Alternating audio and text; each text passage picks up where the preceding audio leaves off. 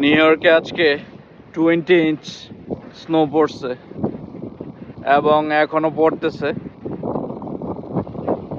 তো খুবই খারাপ অবস্থা।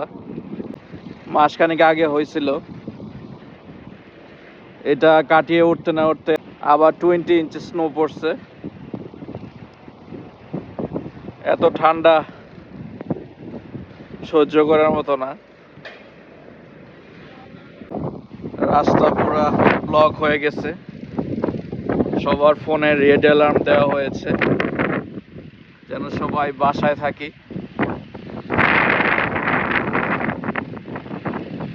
এই হচ্ছে রাস্তার অবস্থা।